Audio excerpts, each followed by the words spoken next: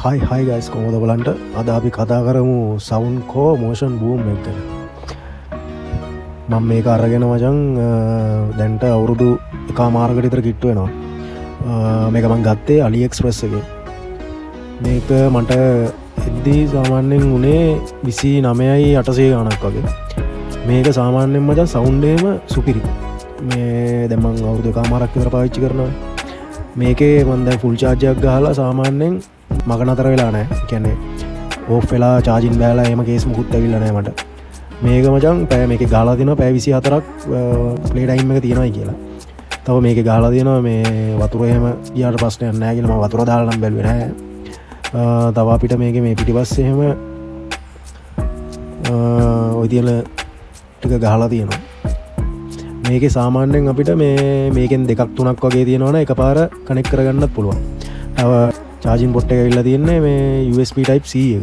ඒක උඩුත් ස්පීකර් වගේ නෙමෙයි. මේ සාමාන්‍ය හොඳ ක්වොලිටි එකක් තියෙන මේ ස්පීකර් එකක් මේක. සවුන්ඩ් එකමත් හොඳ බේස් එකක් එහෙම තියෙනවා. මම ඔයගොල්ලන්ට සවුන්ඩ් එකක් දාන්නම්.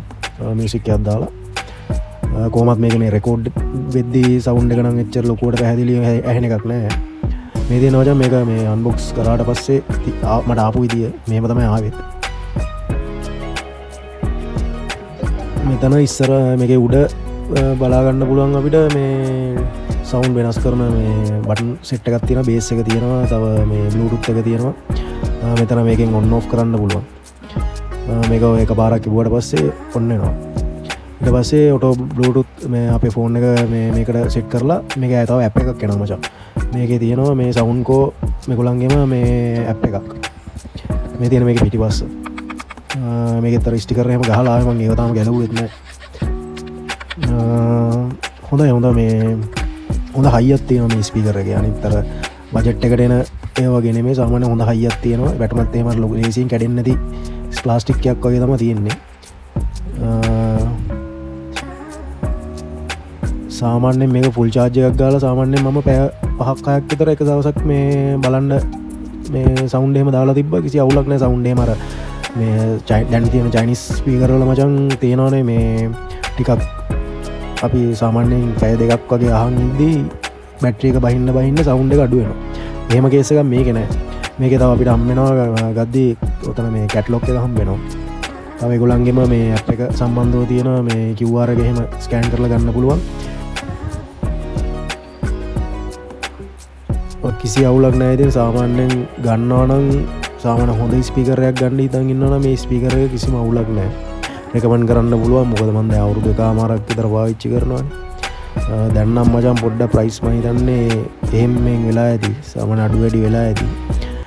මම ගත්තේ 29.800 ගානකට වගේ තමයි. මම ඔයගොල්ලන්ට දැන් සවුන්ඩ් එක දාලා පෙන්නන්නම් කොහොමද කියලා.